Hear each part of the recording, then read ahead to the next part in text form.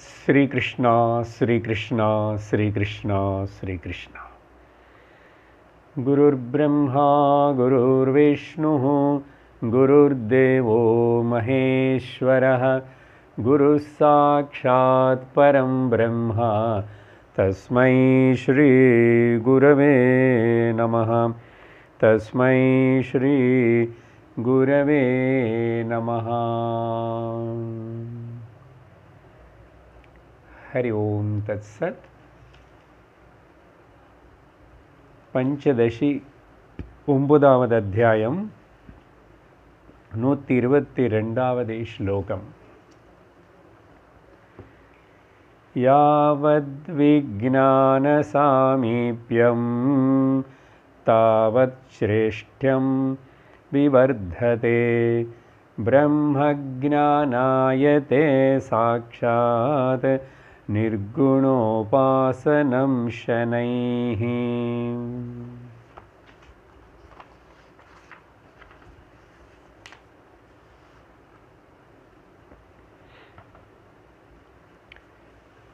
निर्गुण ब्रह्म उपासना वृत्ति, निर्गुण ब्रह्म ज्ञान वृत्ति, இந்த ரெண்டுத்துக்கு இருக்கிற வித்தியாசம் என்ன, அதோடைய பலம் என்ன, இதோடைய பலம் என்ன, இந்த விஷயங்கள் எல்லாத்தையும் விவரிச்சுட்டே வராரு சுவாமி வித்யாரண்யா. 121 122வது ஸ்லோகத்தில் பார்த்த விஷயம் என்னன்னா, இந்த சாதனா அப்படின்னு சொல்லும்போது நிர்குண பிரம்ம உபாசனை கூட கம்ஸ்ன்றது கர்ம ஒன்லி, மானசிக கர்மா. அப்போது அதில் கர்ம அதையும் கர்மக்கு கீழே தான் வருதுன்னு சொன்னால், அப்போ ஏன் வேறு இதெல்லாம் கூட இருக்குல்ல? ஆத்தியாத்மிக மார்க்கத்திலேயே கர்ம இருக்கு, கர்மயோக இருக்கு, அப்படியெல்லாம் கிரடேஷன் இருக்குது.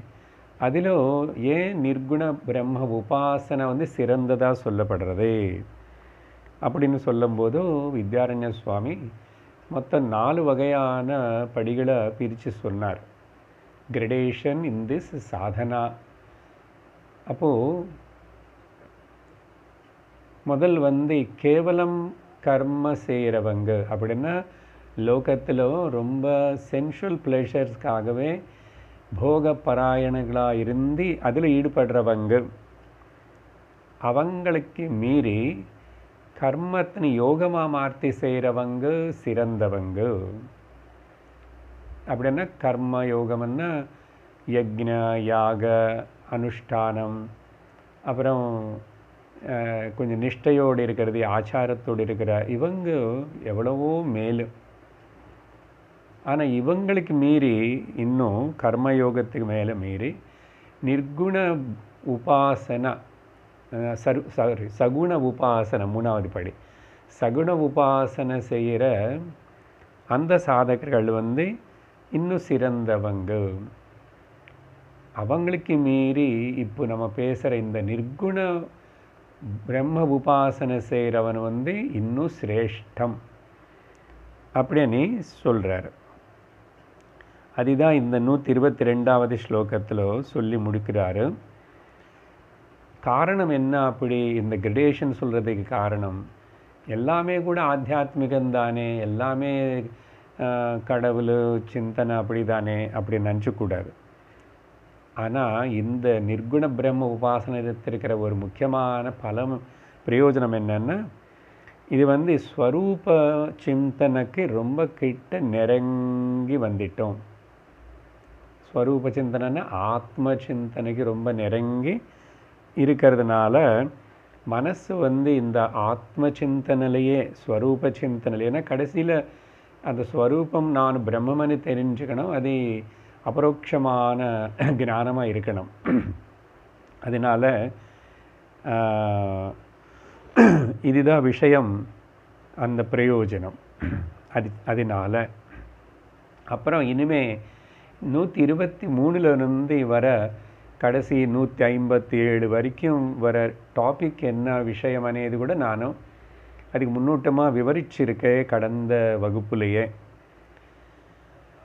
என்னதுன்னா உபாசனா விருத்தி எப்படி ஞான விருத்தியாக மாறும், how it is converted into as a ஞான விருத்தி. ಈ விஷயந்த இனிமேல் விஸ்தாரமாக விவரிக்க போகிறாரு.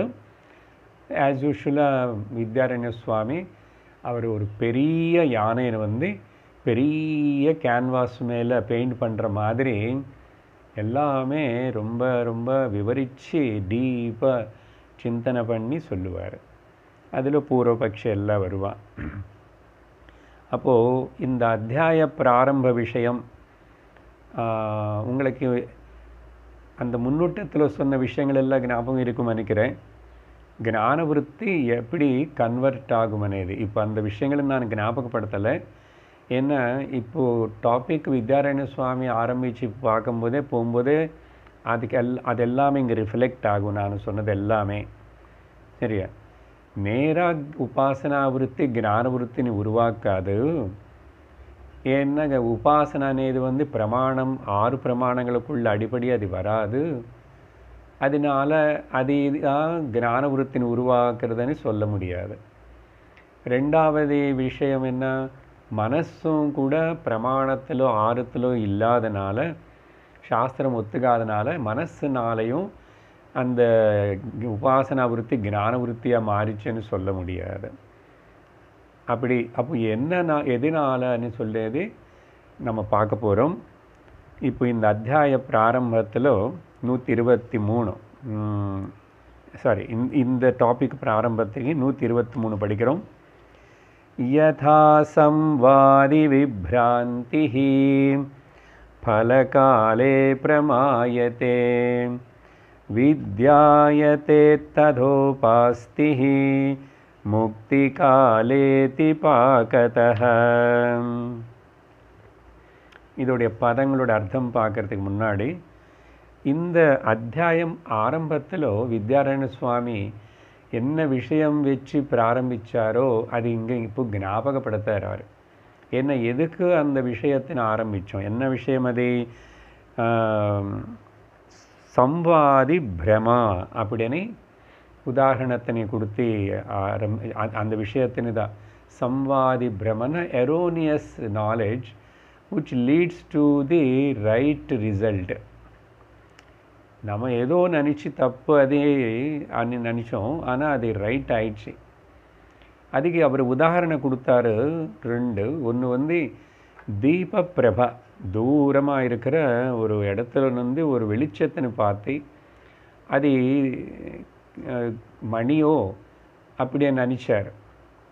தீப பிரபனை பார்த்து அப்படி 2 பேரும் ஓடி போகிறாங்க. இன்னொருத்தர் வந்து அது தீபந்தான் நினச்சிட்டு ஒரு பக்கம் ஒருத்தர் போகிறான், இன்னொரு பக்கம் இன்னொருத்தர் கூட பார்த்தாரு, அவரும் தீபந்தானே.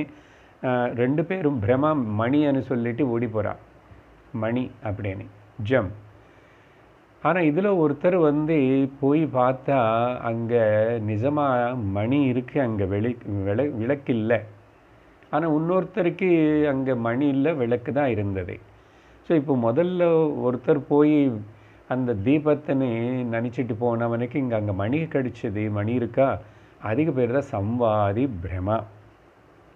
சம்வாதி பிரமா.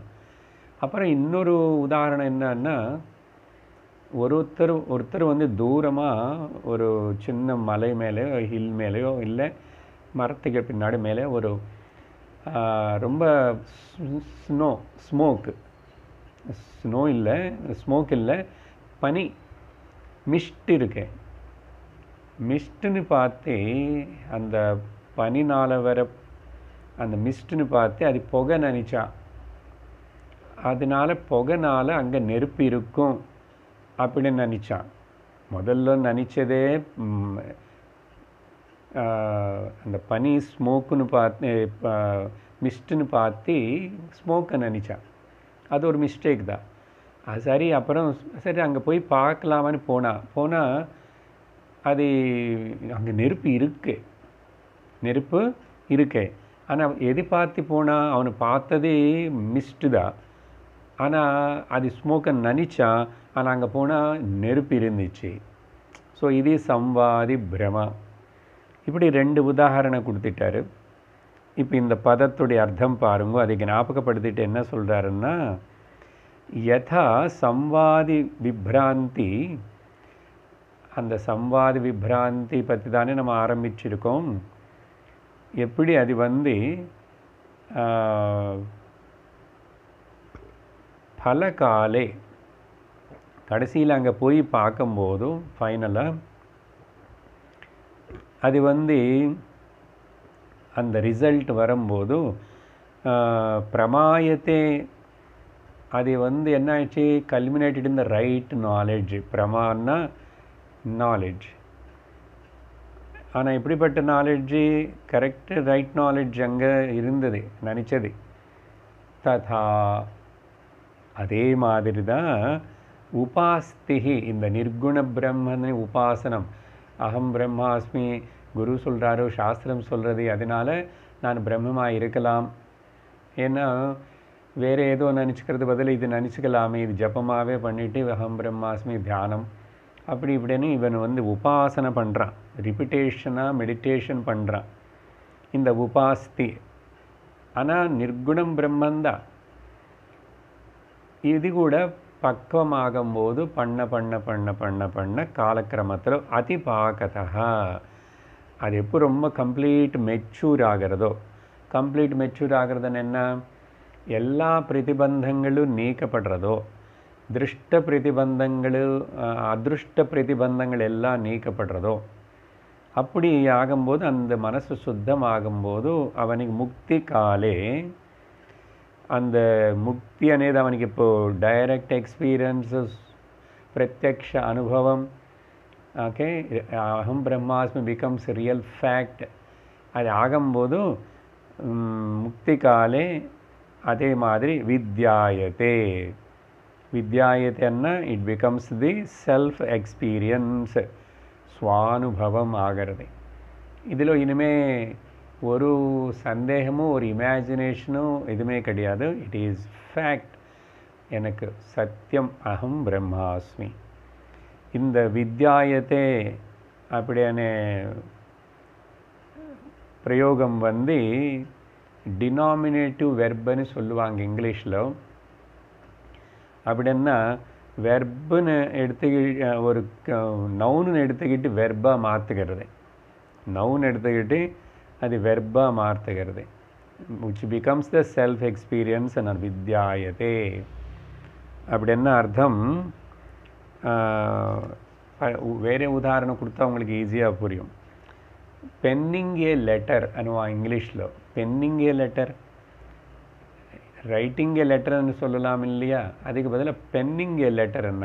ஸோ பென் అనేది நவுனு, அதுக்கு இங்கு சேர்த்துட்டு அந்த வெர்பாக மாற்றுக்கிறதுக்கு பேர் டினாமினேட்டிவ் வெர்ப். அதே மாதிரி இல்லைன்னா டேபிளிங் த மோஷன். ஒரு விஷயத்தினி அவன் முன்ன வைக்கிறாங்க சமாவேசத்தில், மீட்டிங்கில், பார்லமெண்ட்டில், அதுக்கு பேர் டேபிள் வந்து நவுனு, டேபிளிங். அதே மாதிரி ஹெட்டிங் த பால். ஓகே, இப்போ புரிஞ்சுதா? அந்த மாதிரி பிரயோகம்தான் இது டினாமினேட்டிவ் வெர்பு வித்யாயத்தே. வித்யா leads to the self experience அப்படின்னு சொல்லி அந்த விஷயத்தினை முதல்ல ஆரம்பித்த அந்த சம்வாதி பிரம விஷயத்தினை ஞாபகப்படுத்திட்டார். அதுக்கு பிறகு இப்போது 124 வந்து ரொம்ப உண்மை ஜென்யூனான ஒரு கேள்வி கேட்குறான் பூர்வபக்ஷி. படிக்கிறோம் 124. சம்வாதி பிரமத பும்சஹ பிரவருத்தஸ்யான்யமானதஹ பிரமேதி சேத் ததோபாஸ்திஹ மாந்தரே காரணாயதம். இந்த கேள்வி வந்து முதல் வரி, ரெண்டாவது வரியிலோ அந்த சேத் வரைக்கும் இது கேள்வி கேட்குறான். என்ன கேள்வின்னா, சம்வாதி பிரமனால் மட்டும்தான் அங்கே போய் மணின்னு சொல்லி நினச்சிட்டு போனவனு வந்து அது அவனை அது மணியனை தெரிஞ்சுக்கிறதுக்கு கன்ஃபார்ம் பண்ணிக்கிறதுக்கு இந்த சம்வாதி பிரம மட்டும் உபயோகப்படலை. மணியனுக்கு தெரியல, வேறு இன்னும் ஏதோ ஒரு பிரமாணம் வந்து மற்றொரு பிரமாணம் பிரபல பிரமாணத்தினால அவனை வந்து அது மணின்னு தெரிஞ்சுக்கிட்டான். ரொம்ப ஜென்யூன் கேள்வி. என்னன்னா இங்கே நின்று நினச்சேன், ஆனால் அது எப்போ மணின்னு கன்ஃபார்மாக எனக்கு தெரிஞ்சது, நான் போய் நேராக எனக்கு கண்ணால் பிரத்யக்ஷ பிரமாணம். அப்போது 6 பிரமாணங்களுக்குள்ள பிரத்யக்ஷ பிரமாணம் இருக்குல்ல, அதுதானே முதல்ல. அப்போது சம்வாதி பிரமாதி பிரமாணமாக அவனுக்கு உபயோகப்படலை. ஆனால் அப்புறம் வேறு இன்னொரு பிரத்யக்ஷமான ஏதோ பிரமாணம் இருக்கிறதுனால தான் அவனுக்கு வந்து அது மணின்னு தெரிஞ்சது. கண்ணுனால் போய் பார்த்ததுக்கு அப்புறம் தானே. அங்கே நெருப்பு இருக்கனேது வந்து சும்மா மிஸ்ட்டுன்னு பார்த்து அது புகை நினச்சி அங்கே நெருப்பு இருக்குன்னு நினச்சிட்டு இருந்தால் கன்ஃபார்ம் ஆகலையே. போய் நேராக இவனுக்கு கண்ணால் பிரத்யக்ஷமாக பார்த்தேன். அப்படின்னா ஒரு பிரபலமான பிரமாணம் இருந்ததுக்கு அப்புறம்தானே அது நடக்கிறதே அப்படின்னு சொல்லிட்டு ஒருவேளை நீங்கள் கேள்வி கேட்டால் அதுதான். அப்போது என் பதங்கள் பாருங்கோ. சம்வாதி பிரமத்தா, ஒரு சம்வாதி பிரமத்தினால அதனால் ப்ராம்ப்ட் செய்யப்பட்ட பிரவருத்தஸ்ய பும்சகா, எந்த மனிதன் வந்து அந்த சம்வாதி பிரமத்தினால் ஓடி போய் அதை நினச்சிக்கிறானோ நினச்சிக்கிட்டே போகிறானோ, ஆனால் அங்கே போகலன்னா போய் கண்ணனால் பார்க்கலன்னா அந்நியமானதா வேறே இன்னொரு பிரமாணம், மானதன்னா பிரமாணதா இன்னொரு பிரமாணம் இல்லாமல் அவனுக்கு வந்து அது அந்த மணியனையோ நெருப்பனையோ பிரமா அந்த ஞானம் அதனால் ஏற்பட்டது தவிர சம்வாதி பிரமத்தினால் ஏற்படலை. இது சேத் உனக்கு இதுதான் உன்னுடைய அப்ஜெக்ஷன்னு சொன்னால், வித்யாரண்ய சுவாமி கொஸ்டின் ரொம்ப ஜென்யூனாக இருக்கிறதுனால அதுலேயே ஆன்சர் இருக்கிறதுனால அவர் வந்து வெரி குட் யூ ஆர் கரெக்ட்ன்னு ஒத்துக்கிட்டார், சொல்லிட்டார். சொல்லி அதே தான் இங்கேயும் ததா அதே மாதிரி உபாஸ்திகி, இந்த நிர்குண பிரம்ம உபாசனை செய்கிற இந்த ஸ்டூடெண்ட் வந்து மாந்தரே காரணதாயாம். ஓகே, மாந்தரேன்னா இங்கே எகைன் வந்து மாதா பிதா அதெல்லாம் கிடையாது, மானன்லேருந்து வந்த வார்த்தை தான் மாந்தரே. ஓகே, அந்த நேராக டைரெக்டான அந்த நாலேஜினை அடையிறதுக்கு இவனு கூட இன்னொரு பிரமாணத்தினை உபயோகப்படுத்தணும், மாந்தரே அப்படின்னார். அது என்ன అనేది வித்யாரண்ய சுவாமி சொல்லலை, ஆனால் நம்ம டிஸ்கஸ் பண்ணியிருக்கோம் கடந்த வாரமே. என்னது, இவனு வந்து மறுபடியும் மகா வாக்கிய விசாரம் சப்த பிரமாணத்துக்கு வந்து தான் தெரிஞ்சுக்க முடியும் தவிர கேவலம் நிர்குண பிரம்ம உபாசனால மட்டும் அந்த நிர்குண பிரம்ம ஞான விருத்தி ஏற்படாது. he has to come to again என்ன கிளாஸுக்கு வந்துட்டே இருந்து மகா வாக்கிய விசாரணத்தினை ஒழுங்கா இந்த வாட்டியாவது பண்ணி வேலை முடிச்சுக்கணும். So he also needs another பிரமாணம். இப்போது நீ சொன்னது நான் சொன்னது சரியா, அதுக்கு இது சரி போச்சு. அங்கே கண்ணு பிரத்யக்ஷ பிரமாணமாக இருந்தது, இங்கே சப்த பிரமாணம் வாக்கிய பிரமாணம். அது இன்டைரக்டாக வித்யாரண்ய சுவாமி அது சொல்லாமல் எஸ் மாந்தரே காரணதாயாம், because of the cause of becomes the cause of another knowledge, another pramanam becomes the cause of the knowledge. என்ன அதர் பிரமாணம்? சப்த பிரமாணம், மகாவாக்கிய விசாரந்த வேறு என்ன இருக்கு அப்படின்னு அந்த கேள்விக்கு பதில் சொல்லிட்டார். பதில் சொன்னதுக்கு பிறகு இப்போது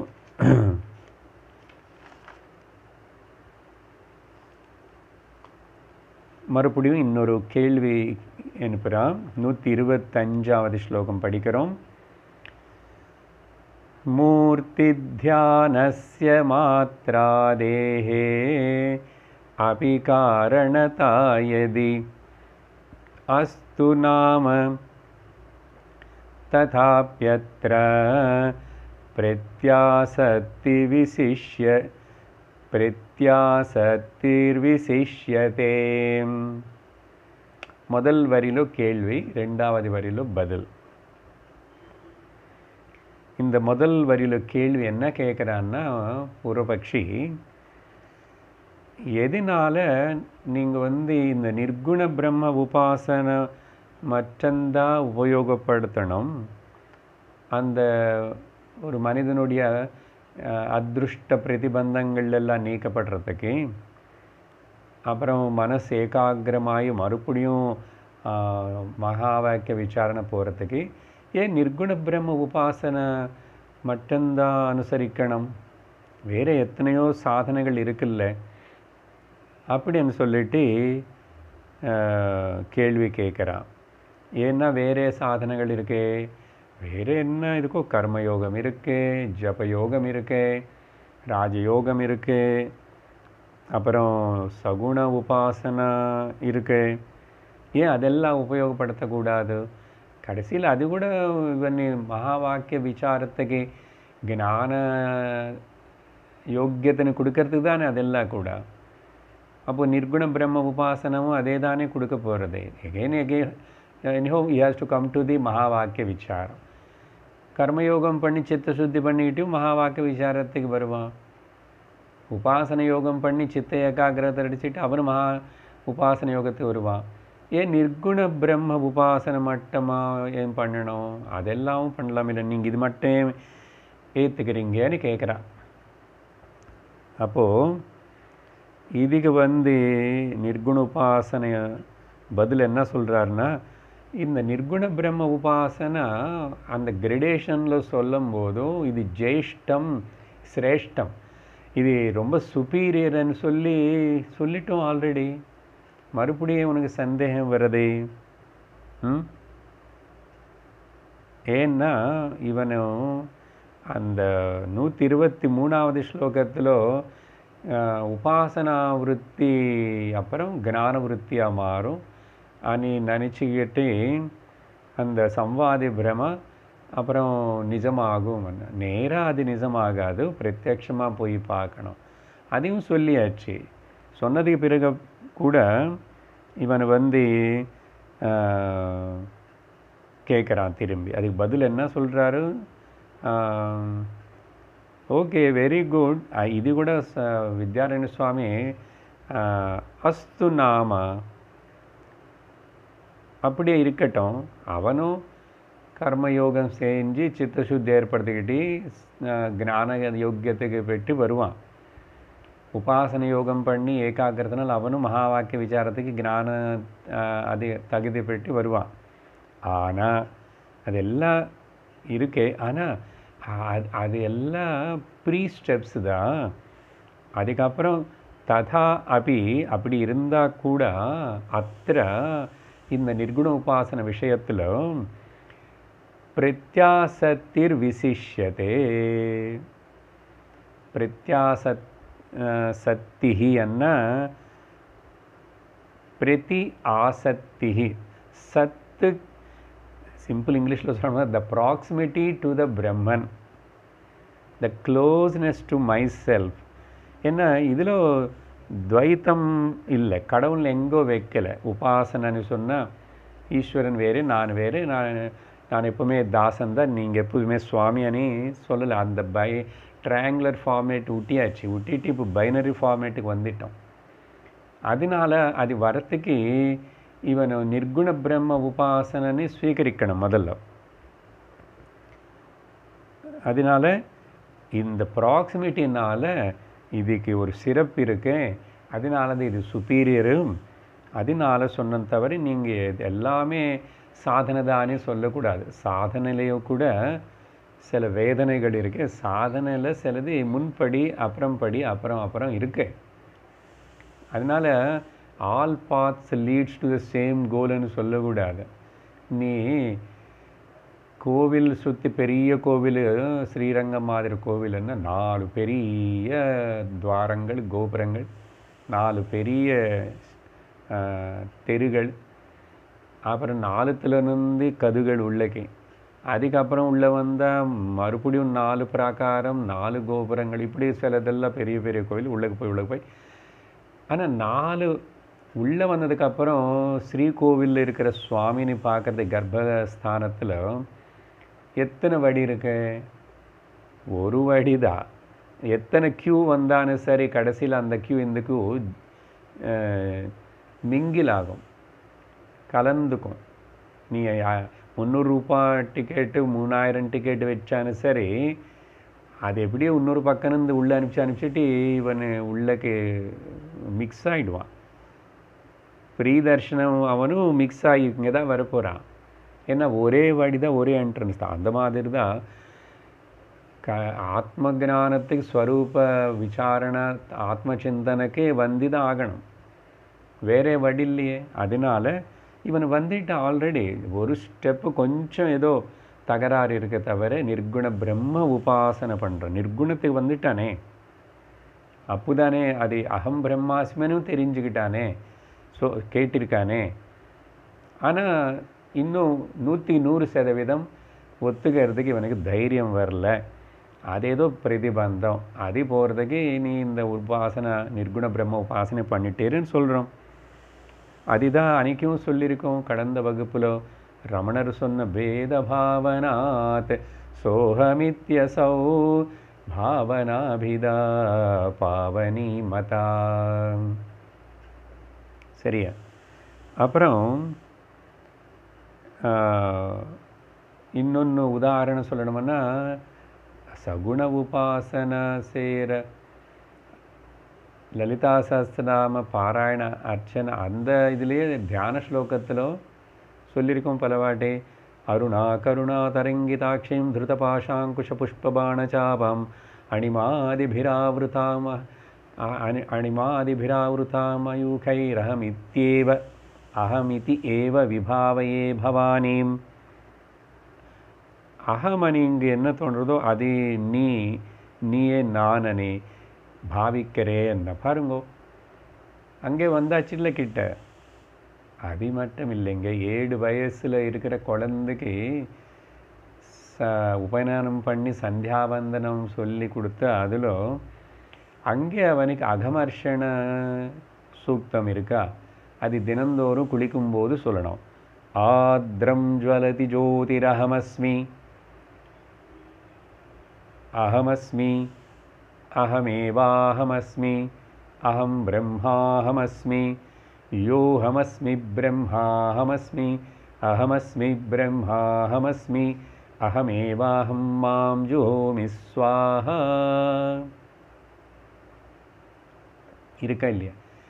அவனுக்கு ஒன்றுமே தெரியாது. ஆனால் பாருங்கோ, அந்த நிர்குண அபேத பாவனம் அங்கேயே 7வது வயசுலேயே சந்தியாவனத்திலேயே கர்மகாண்டாவாக இருந்தான், உபாசனாவாக இருந்தான், அங்கே சொல்லப்பட்டிருக்க. அர்த்தம் என்னன்னா, இவன் ஒரு நாளைக்கு அதோட அர்த்தம் தெரிஞ்சுக்கிட்டு குரு கிட்ட வந்து அர்த்தம் தெரிஞ்சுக்கிட்டு அந்த நிர்குண பிரம்ம உபாசகன் ஆயிடுவான். அப்புறம் ஞானம் அடைவான். பார்த்தீங்களா? உடலையே அங்கே சொல்லியிருக்கேன் அப்படின்னு பதில் கொடுத்தாரு.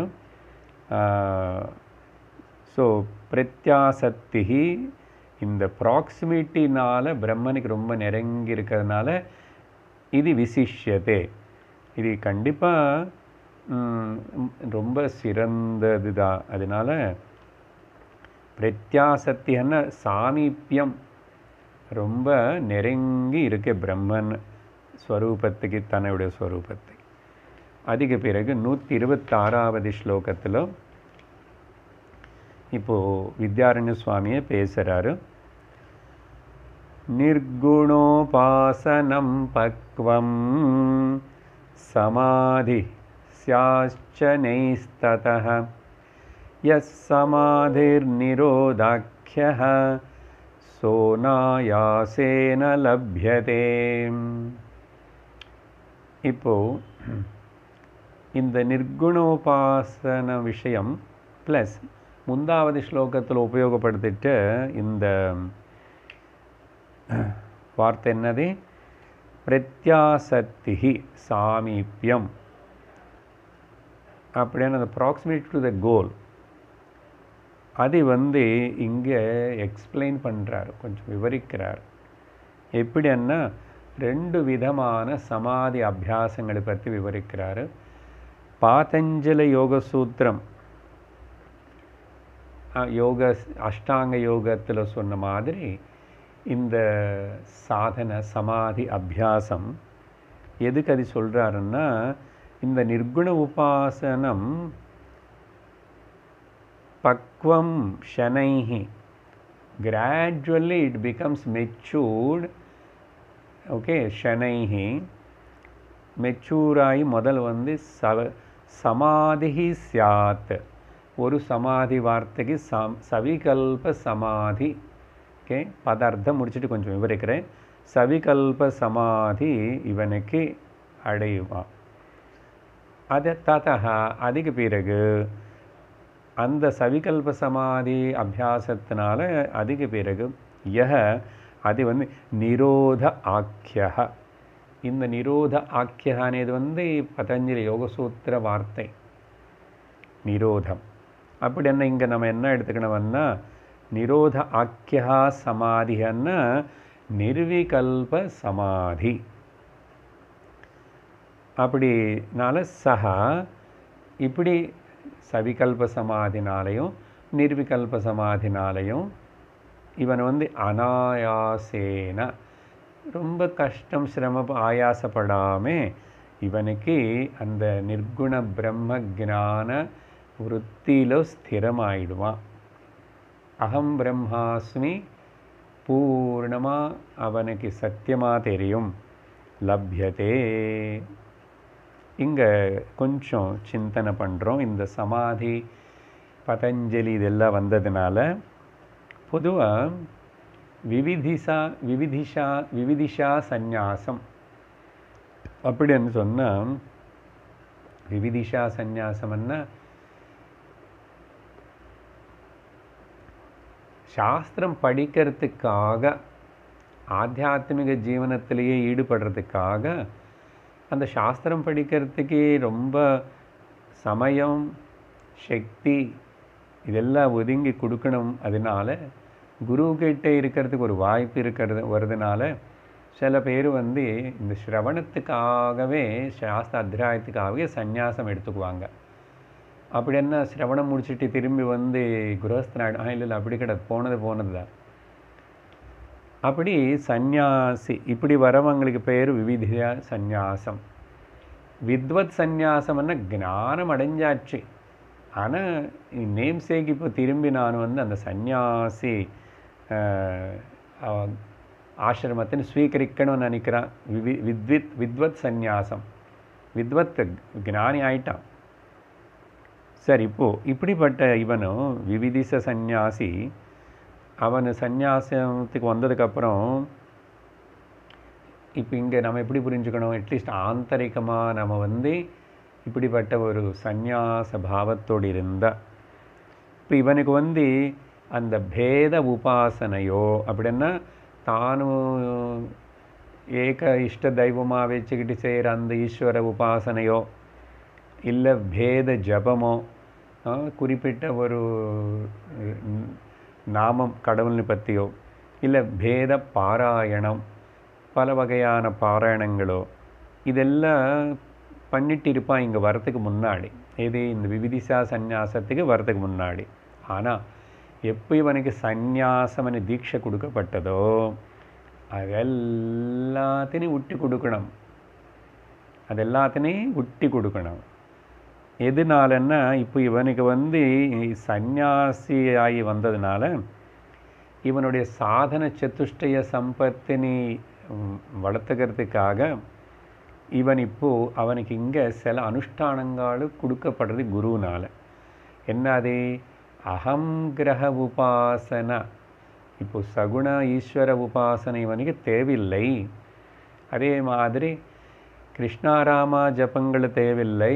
இவனுக்கு வந்து இப்போது சோகம் ஜபம் கொடுக்கப்படும். அதே மாதிரி ஹம்ச காயத்ரி கொடுக்கப்படும். ஓம் ஹம்ச ஹம்சாய வித்மஹே பரமஹம்சாய தீமஹி தன்னோ ஹம்ச பிரச்சோதயாத். இதெல்லாமே இந்த சோகம் ஜபம், அகங்கிரக உபாசனா, ஹம்ச காயத்ரி, ஓம்கார ஜபம், இதெல்லாமே கூட அந்த சந்நியாசி நிலையிலோ மனசு யாருக்கு இருக்கின்றனதோ. அப்படின்னா அர்த்தம் என்ன? இனிமே துவைத்தத்துக்கு சம்பந்தப்பட்ட பேதத்தோடு கூடியிருக்கிற விஷயங்கள் மேலே மனசு போல அது என்னைக்கோ ஒரு நாளைக்கு விட்டுட்டு தான் வரணும். அது விட்டுட்டு வரலன்னா உள்ள மெயின் கேட் என்ட்ரன்ஸுக்குள்ளே பிரம்மத்துக்குள்ளே என்ட்ரி கிடையாது. அப்படின்னா உன்னுடைய ஆத்மாக்குள்ளே சோதனம் பண்ண முடியாது, ஆத்ம சோதனம், ஆத்ம பரிசீலனம் பண்ண முடியாது. ஏன்னா எல்லாத்தையும் நீ வெளியில் எங்கோ வச்சுட்டு நாமம் ரூபங்கள் அதில் உளுந்து போனால் சத்தியம் தெரியாதுன்னு அதெல்லாம் விட்டுடணும். அதுதான் சந்நியாசி.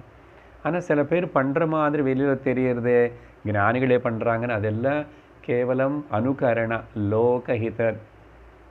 லோகஹிதம் மம கரணீயம், லோகத்துக்காக, சுற்றி இருக்கிற பாமர மக்களுக்காக, இன்னும் கீழப்படியில் இருக்கிற பக்தாள் ஜனங்கள் சாதகர்கள் அவங்க எல்லாருக்காக ஒரு ரோல் மாடலாக இருந்துக்கிறதுக்காக தான் அந்த ஆச்சாரியரு பீட்டாதிபதி அதெல்லாம் செய்வார். தவிர அவருக்கு அணி இதெல்லாம் தேவையில்லை.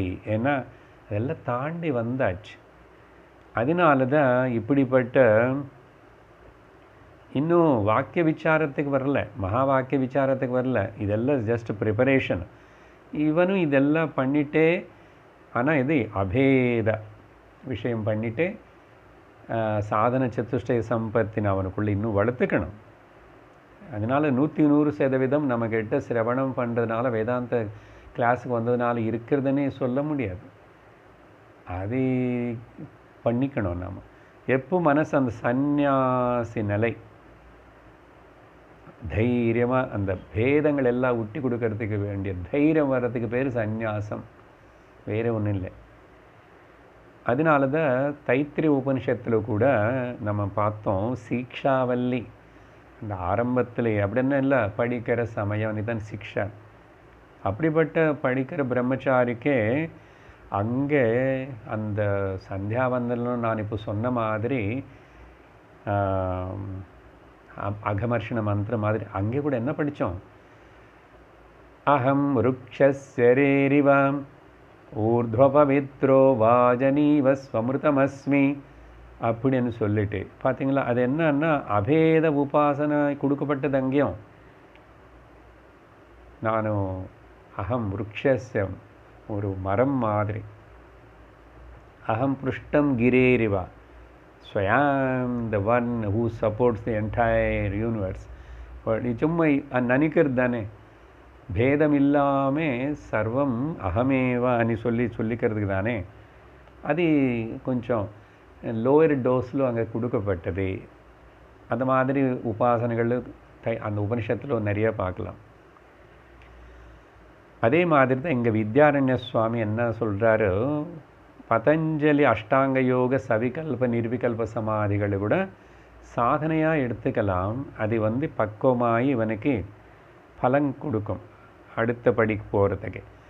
சமாதி அப்படின்னா ரொம்ப சிம்பிளான அர்த்தம் சொல்கிறேன். ஏன்னா நம்ம பஞ்சதசி முதல் அத்தியாயத்திலேயே பார்த்தோம், மறுபடியும் 7வது 5வது அத்தியாயத்தில் கூட பார்த்தோம். என்னன்னு சொன்னால், முதல்ல இங்கிலீஷில் சொல்கிறேன், willfully continuing the continuation of the vritti. willfully நினச்சிட்டே நான் அகம் பிரம்மாஸ்மி நினச்சி willfully சொல்லிகிட்ருக்கேன். அந்த கண்டினியூஷன் ஆஃப் தி வில்ஃபுல் விருத்தி ரீப்ளேஸ்டு பை, அது மாற்றப்பட்டது. Replaced by what? வில்லெஸ். என்னோட பிரயத்தனம் இல்லை, நான் ஸ்ட்ரகிள் பண்ண வேண்டியதில்லை அப்படின்னா ஸ்பான்டேனியஸ்லி அந்த கண்டினியூஷன் ஆஃப் தி அந்த சேம் விருத்தி எது நடக்கிறதோ அது பேர் சமாதி. சம்யக் தி, இப்போ ஸ்ட்ரகிள் பண்ண வேண்டியதில்லை. அதனால தான் Dharana is a focusing the attention of the mind Okay, concentration with effort is called dharana. Concentration without effort is called meditation. When dharana தியானம் பரிபக்குவமானதுக்கு அப்புறம் ஏற்படுற அந்த firmness, அப்படின்னு என்ன சொன்னோம் இப்போ, spontaneously, willessly அந்த விருத்தி அப்படியே ஞான விருத்தியாகவே இருக்கிறதுன்னா அது பேர் சமாதி. அதனால் சமாதின்னு சொன்னால் கண்ணு மூடுறது, ரொம்ப நேரம் பேசாமல் இருந்தார், 2 நாள் ஏந்திருக்கலை, அது ஏற்படணும்னு அவசியம் இல்லை. On the way by chance like that, okay, அது ஏற்படலாம். ஓகே, அதனால் it is not compulsory that nirvikalpa samadhi hours together கண்ணு மூடி உட்காரணம்னு இல்லை. கண்ணு திறந்த என்னதான் ஆயிடுச்சு இப்போது. அப்படியானே கண்ணு மூடி உட்கார்றவங்களே நம்ம நிர்லட்சியம் பண்ணல, அவங்க ஏதோ சாதனை செய்கிறா, நல்லது தான். ஆனால் கண்ணு திறந்து இருந்தான் எத்திர மனோயாதி தத்திர தத்திர சமாதையான்னு தானே முடிவாக கேட்டிருக்கோம் திருஷ்ய விவேகத்தில். அதனால் சமாதின்னா சிம்பிள் டெஃபினேஷன் கொடுத்துருக்கேன், அதுதான் சிம்பிள்னா அதுதான். இப்போ இங்கே நிரோதாக்கியம் அనే டெக்னிக்கல் வேர்டு உபயோகப்படுத்திட்டாரா சூத்திரத்தில் வந்து இங்கே ஆச்சாரியர். இந்த நிரோதம் அనే விஷயம் சொல்கிறதுக்கு முன்னாடி பதஞ்சலி யோக சூத்திரத்தில் மனசு சித்தம், அது அவங்க மனசுன்னு சித்தம்ன்றாங்க. நம்ம வேதாந்தத்தில் மனசு புத்தி சித்த அகங்காரம்னு பேசுவோம். அவங்க சித்தம் அనే வார்த்தைன்னு மனசனே சித்த பூமிகா. சித்த பூமிகள் எத்தனை 5 சொல்லப்படுறது பதஞ்சலி யோக சூத்திரத்தில். என்ன அதுன்னு சொன்னால் மூட பூமிகா, மூட சித்தம், க்ஷிப்த பூமிகா, விக்ஷிப்த பூமிகா, ஏகாகிரதா, அப்புறம் நிருத்தா. அந்த நிருத்த வார்த்தை தான் இங்கே ஆச்சாரியர் உபயோகப்படுத்திட்டார். அப்படின்னு அர்த்தம் மூடன்னா ரொம்ப டல், லேசி, அப்படிப்பட்டது. ஓகே, மூட சோம்பேறி, நித்ரமா. க்ஷிப்த, ஓகே, க்ஷிப்தமன்னா ஸ்கேட்டர்டு. ஓகே, விக்ஷிப்தன்னா விசேஷமாக அது ஸ்கேட்டர்டாக இருக்குது. க்ஷிப்த விக்ஷிப்த கிரடேஷன் அதில். மூட అనేది அது தூங்கி போச்சு. ஏகாகிர இப்போதான் multi pointed mind becoming the single pointed ஏகாகிர.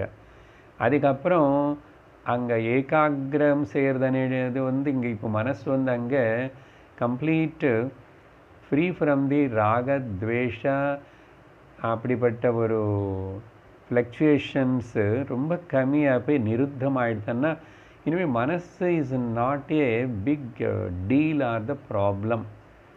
இங்கே நிருத்தம்னா மனசு இல்லாமல் ஆயிடுச்சுன்னு சொல்ல முடியாது. மனசு இல்லாமல் எப்படி இருக்கும்? மனசு இல்லாமல் ஆகணும், தூங்குற போது மனசு இல்லாமல் ஆகிறது. சங்கல்ப விகல்பாத்மகம் மனஹா. எந்த சங்கல்பமும் விகல்பங்களும் ரொம்ப ரொம்ப ரொம்ப ரொம்ப ரொம்ப குறைஞ்சி அந்த ஒரு என்னது சாந்தி சம்ருத்தம் அமிர்தம் சாந்தி நிறைஞ்ச சாந்தி இருந்துச்சுன்னா அதுக்கு பேர் நிருத்தம். அதனால் நிருத்தம்னா கம்ப்ளீட்லி டிஸ்ட்ராய்டோ இல்லாமல் ஆகிறதுன்னு இல்லை. அப்படின்னா வேறு வியாவகாரிக லௌகிக அனாத்ம எண்ணங்களும் ரொம்ப ரொம்ப ரொம்ப குறைஞ்சி போச்சு. வந்துட்டு இருந்தால் கூட அது இன்னும் தொடலைன்னே ஒரு நிலை.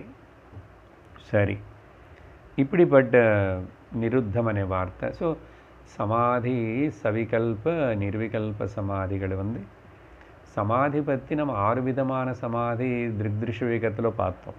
ஸோ நமக்கு அதுதான் மெயின் ஆதாரம். தவிர பதஞ்சலி யோக சூத்திரத்தில் விவரிக்கப்பட்ட மாதிரி நம்ம அந்த அளவுக்கு அதில் அந்த விஷயத்தினே நம்ம டிஸ்கஸ் பண்ண போகிறதில்லை. இது வந்து அப்போ என்ன ஆகும்னா அனாயாசேன அப்படின்னு சொன்னால், அனாயாசேனன்னா ஒன்று வந்து ரொம்ப ஈஸிலி எந்த ஸ்ட்ரகுள் இல்லாமல் ஒரு அர்த்தம். ஓகே, எஃபர்ட்லெஸ்லியானே. ஆனால் இங்கே என்ன ஆயிடுச்சுன்னா அப்போ இங்கே அர்த்தம் என்ன எடுத்துக்கணும்னா அவனும் அந்த அகம் பிரம்மாஸ்மி அப்படி சொல்லி பழகி இப்போ என்ன ஆயிடுச்சுன்னா அது வந்து ஸ்பான்டேனியஸ் ஆகி ஒரு வாசனையாக மாறுது. வாசனா. அந்த வாசனையாதி அப்படின்னா பிரிண்ட் ஆகி போயிடுச்சு அங்கே சப்கான்ஷியஸாக அது அப்படியே இருக்கு. அப்படி வாசனையாக மாறி இருக்கிற வாசனா பேஸ்டு ஸ்பான்டேனியஸ் எஃபர்ட்லெஸ் ஆவருத்திக்கு பேர் அனாயாசேன. இன்னொரு வாட்டி சொல்கிறேன், வாசனா பேஸ்டு. என்ன வாசனா? இவன் நிறைய வருஷம் இந்த ஒரு பக்கம் சிரவணம் பண்ணிகிட்ருக்கான், அகம் பிரம்மாஸ்மி உபாசனை பண்ணுறான், ஜபம் மாதிரி பண்ணுறான், அகம் கிரக உபாசனை பண்ணுறான். அதை சொல்லி சொல்லி சொல்லி நினச்சி பண்ணி ஒரு வாசனையாக அது அப்புறம் உள்ளே ஊறி போயிடுச்சுன்றோம். ஊறி போய் ஸ்பான்டேனியஸ்லி அது எஃபர்ட்லெஸ்லி தனக்கு தானாக அப்படியே அது ஆவருத்தி ஆகிட்டே இருக்கிறது. நான் கஷ்டப்பட வேண்டாம், ஸ்ட்ரகிள் பண்ண வேண்டாம், நான் மறைத்து போகிறேனே பயம் இல்லை, அப்படி இல்லை. அப்படிப்பட்ட அனாயாசேன அந்த ஸ்பான்டேனியஸ் அபைடன்ஸ் ஆஃப் தட் அகம் பிரம்மாஸ்மி ஞான விருத்திలో నిష్ఠనాయుడువాన్ அப்படின்னு. அதனால் இந்த ஆவருத்தி అనేది அதுக்கப்புறம் இதுக்கப்புறம் அதேன்னு. ஓகே, அப்படி சொல்லி அதுக்கப்புறம் 127வது ஸ்லோகத்தில் அப்புறம் என்ன ஆகும்?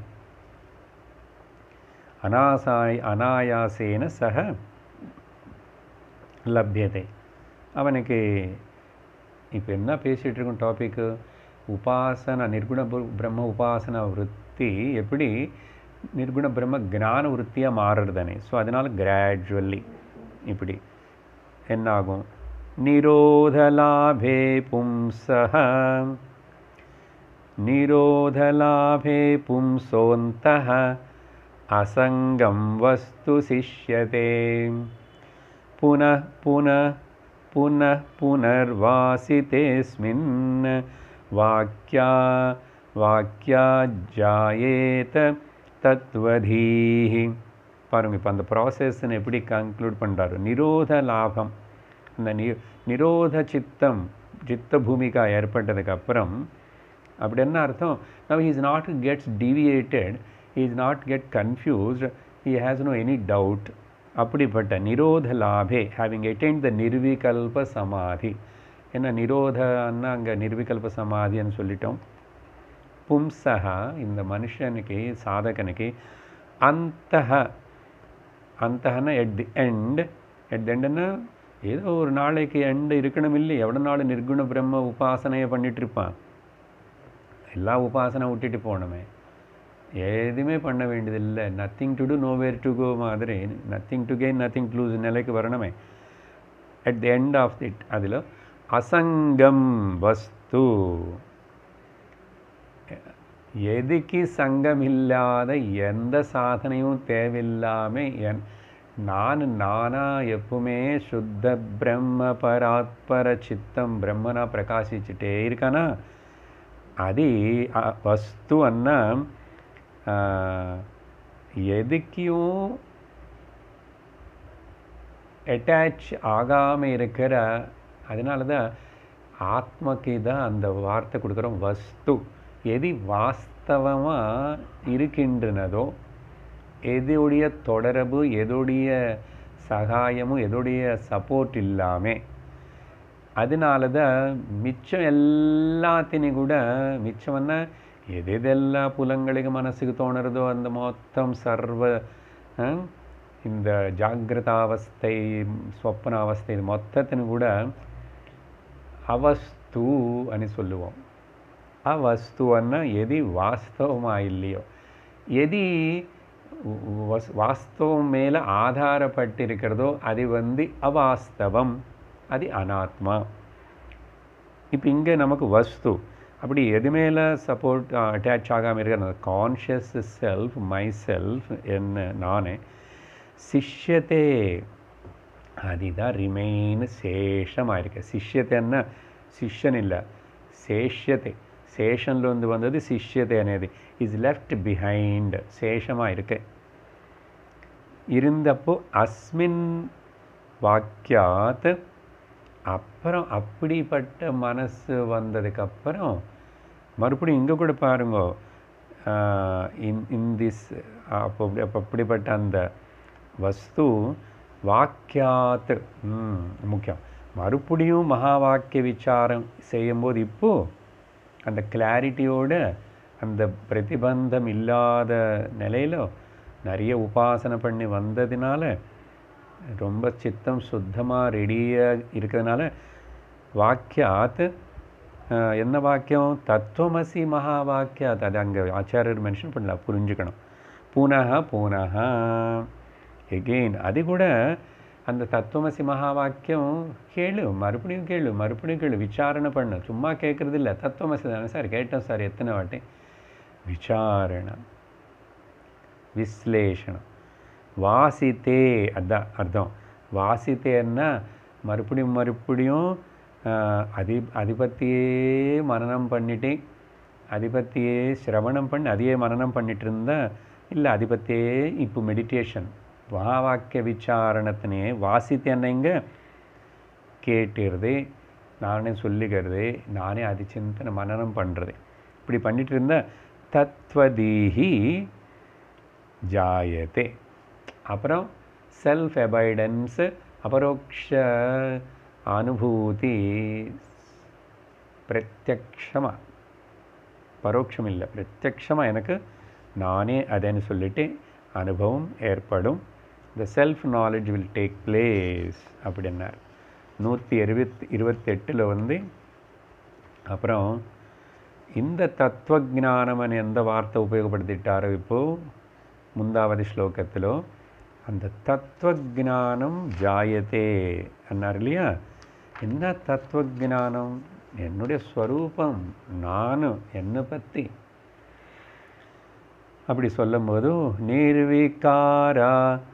நிர்விகாரா சங்கி நித்யः ஸ்வப்ரகாஷைக பூர்ணதாः புத்தௌ ஜட்டிதி சாஸ்திரோக்தாः ஆரோஹந்த்யா விவாததः. நைஸ். என்ன சொல்கிறாருன்னா,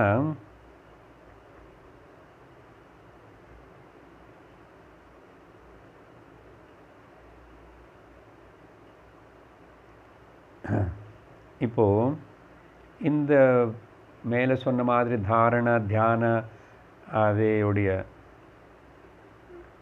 ப்ராக்டிஸ்னால நிர்விகல சமாதி ஸ்திதிக்கு வந்ததுனால நிர்குண பிரம்ம, இப்போது இவன் நிர்குண பிரம்ம உபாசன நிலையில் இருக்கிறவன் இப்போது இன்னும் தாரணா தியானத்தினால நிர்விகல சமாதி தவிர இவனுக்கு நிதித்தியாசன விஷயம் சொல்லலை. ஏன்னா நிதித்தியாசனம் అనేది எப்போ இந்த நிர்குண பிரம்ம உபாசகர் நிர்குண பிரம்ம ஞானியாக அவன் தானா நேற்றுக்கிட்டு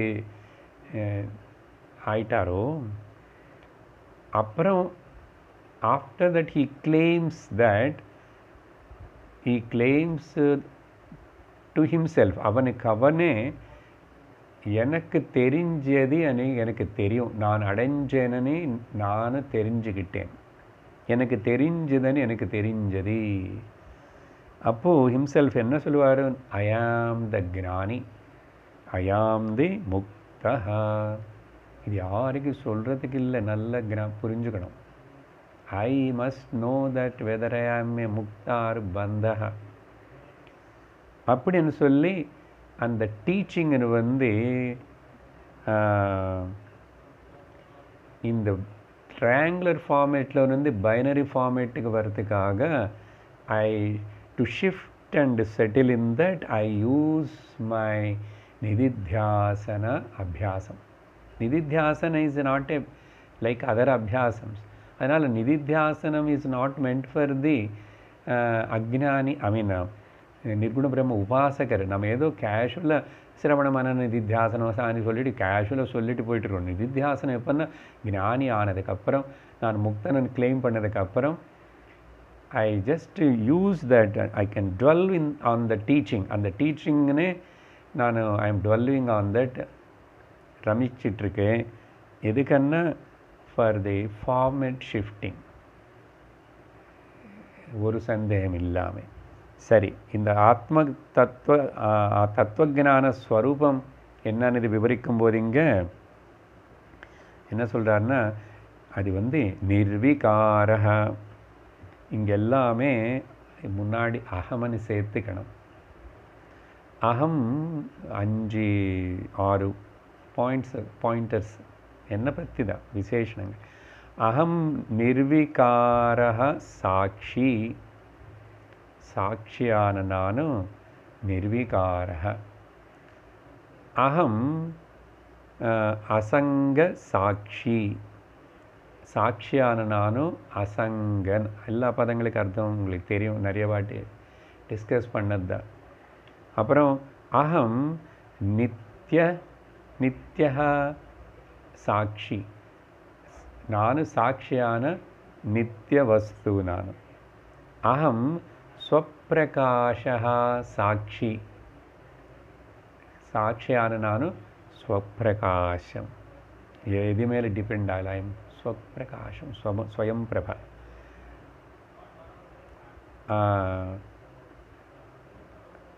அகம் ஏகः சாட்சி, சாட்சியான நானும் ஏகம், நானே தான் சர்வத்திர வியாபிச்சிருக்கேன் பிரம்மமா. அகம் பூர்ணஹா சாட்சி அப்படின்னு எல்லாத்தையும் சேர்த்துக்கணும்.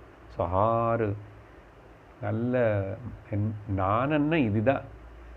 இனிமேல் நானன்னு சொன்ன இதெல்லாம் தான் நமக்கு அந்த மனசில் ஓடிட்டு இருக்கணும், ஞாபகம் வரணும். தவிர அந்த அளவுக்கு ஒரு சந்தேகம் இல்லாமல் நிர்விகாரः அசங்கः நித்யः ஸ்வப்பிரகாஷः ஏகः பூர்ணः. நம்ம பொதுவாக வேறு ஏக நித்திய சார சத்திய புத்த முக்த அப்படின்னு சொல்லுவோமா? அப்படி ஒரு லைன் வரி கிரியேட் பண்ணிவிட்டு அதே சிந்திச்சு நினச்சிட்டு இருக்கணும். நினச்சிக்கலன்னா என்ன ஆகுமான்னு இல்லை, யாருக்கன்னா இன்னும் ஒரு படி கீழே இருக்கிறவனுக்கு இல்லை நிதித்தியாசனமாக நான் அதெல்லாம் dwelling in that words, nothing wrong. அப்படி இருந்த என்னாகும்? புத்தோ இந்த புத்திக்குள்ள, புத்தியிலோ தானே விருத்தி, ஜட்டித்தி சட்டுன்னு ஒரு வெளிச்சம் கிளிக் ஆகும். ஜட்டித்தி என்ன இப்படிப்பட்ட இது இன்ஸ்டன்டேனியஸ்லி ஜட்டித்தன்னா அப்படி அப்படி அப்படின்னா அது என்ன மேஜிக் இல்லை. அந்த ஹிருதய கிரந்தி அப்படி டக்குன்னு கட் ஆகும். எல்லா கிரந்திகள் நாட்ஸ். வித்யதே ஹிருதய கிரந்தி சித்தியந்தே சர்வ சம்சயாக க்ஷீயந்தே சாஸ்ய கர்மாணி தஸ்மின் திருஷ்டே பராவர. எப்படி இந்த திருஷ்டியில் இப்படி இந்த விஷயம் புரிஞ்சது, நான் இதுதான் என்னோடய ஸ்வரூபம் இதுதான் தெரிஞ்சா அப்படி என்ன ஆச்சு. நேற்றுக்கு உபனிஷத்தில் சொன்னோம் இல்லையா, சாமகானம் மாதிரி. இதி புத்தௌ ஜட்டிதி சாஸ்திரோக்தாக, அந்த சாஸ்திரத்தினால் சொல்லப்பட்ட மகா வாக்கிய that are supported by the scriptures. Okay. அப்புறம் அவிவாதிதா, எந்த ஒரு விவாதம் இல்லாமல், ஒரு சந்தேகம் இல்லாமல், ஒரு கன்ஃபியூஷன் இல்லாமல், வித்தவுட் எனி டிஃபிகல்ட்டி அப்படின்னு கூட அர்த்தம் எடுத்துக்கலாம். இன்ஸ்டன்டேனியஸ்லி இவன் ஆரோஹந்தி, is abiding in his own self, acceptable or takes பிளேஸ்ன்னு அர்த்தம்.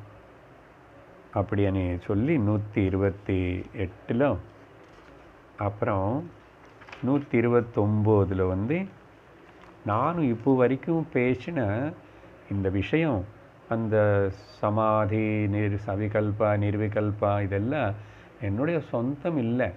அப்புறம் யோக சூத்திரம் மட்டும் இல்லை, யோகான்னு நீங்கள் பூர்ணமாக ஒத்துக்க மாட்டீங்க இல்லையா, அத்வைத வித்யாரண்யா அப்படின்னு கேட்குறியோ, இது உபனிஷத்து வேதாந்த உபனிஷத்துகளுக்குள்ளேயே இருக்கப்பா அப்படின்னு இப்போது சாஸ்திரத்தின்னு கோட் பண்ணுறாரு வித்யாரண்ய சுவாமி. ஓகே, ஸ்கிரிப்சர்ஸ் படிக்கிறோம். 129 யோகாபியாசத்வே ததர்த்தः अमृतबिन्द्वादिषु श्रुतः एवं च दृष्टद्वारापि हेतुत्वादन्यतो वरम्. இது பல உபனிஷத்துகளில் சொல்லப்பட்டிருக்கு. இவர் இங்கே வித்யாரண்ய சுவாமி அமிர்த பிந்து இல்லை பிரம்ம உபனிஷத்துன்னு கூப்பிடப்படுற அந்த உபனிஷத்தில் இந்த சமாதி அபியாச இந்த யோகாபியாச ப்ராக்டிஸ் பற்றி எல்லாம் சொல்லப்பட்டிருக்கு அப்படின்னு சொல்லி சொல்கிறார். ஏதத் அர்த்தா, இந்த காரணத்தினால இந்த விஷயத்துக்காக உண்மையாக யோக அபியாச, இந்த யோகாபியாச ப்ராக்டிஸ்னா நிர்விகல்ப சமாதி, முதல் சவிகல்ப.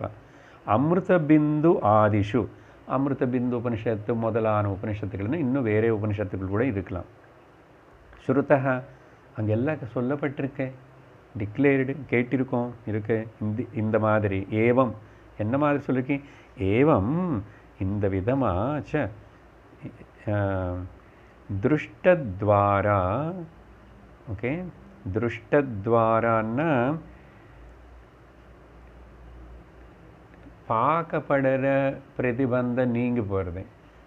முதல் அதிருஷ்ட பிரதிபந்தம் அப்படி திருஷ்ட பிரதிபந்தம் அப்படி பாருங்க, அப்படி கீழே இருக்கு. திருஷ்டத்வாரா அப்பியான்னு ஏன் சொல்கிறார்? அப்போது அதிருஷ்டம் பற்றி ஆல்ரெடி சொல்லிட்டு இருக்கோம். அதிருஷ்ட பிரதிபந்தமும் நீக்கப்படும் அப்படின்னா டூ ஃபோல்டு பெனிஃபிட்ஸு பற்றி இங்கே சொல்கிறார்.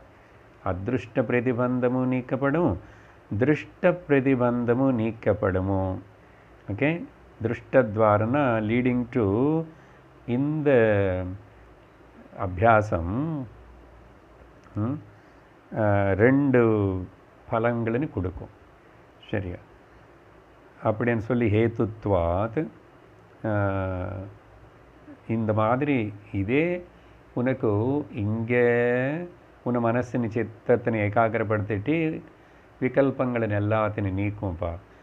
உனக்கு தெரியாமல் வர பிரதிபந்தங்கள் ஏதாவது இருந்தால் அதையும் நீக்கப்படும்ப்பா. ரெண்டு விதமாக உனக்கு பலன்தான். அதனால இந்த காரணத்தினால நீ அந்யதா வரம், அந்யதன்னா கீழே சொல்லப்பட்ட அடுத்த படிகள் இருக்க சகுண உபாசனா கர்மயோகா அது ஜபம் அவதி இதெல்லாம் பாராயணம் அந்யதா அது எல்லாத்து மேலே கம்பேர் பண்ணி. ஏன்னா நடுவில் கேள்வி கேட்டிருக்கான்ல, ஏன் இது எப்படி சுப்பீரியர்னு. அது எல்லாத்து மேலே அந்யதா இது நிர்குண உபாசனை అనేది வரம். ஏன்னா டூ ஃபோல்டு பெனிஃபிட், உனக்கு சவிகல்ப சமாதி நிர்விகல்ப சமாதி ஏற்படும். அதனால் ரொம்ப அனாயாசமாக நீ ஞானனிஷ்டவான் ஆயிடுவே அப்படின்னு சொல்லி இன் திஸ் வே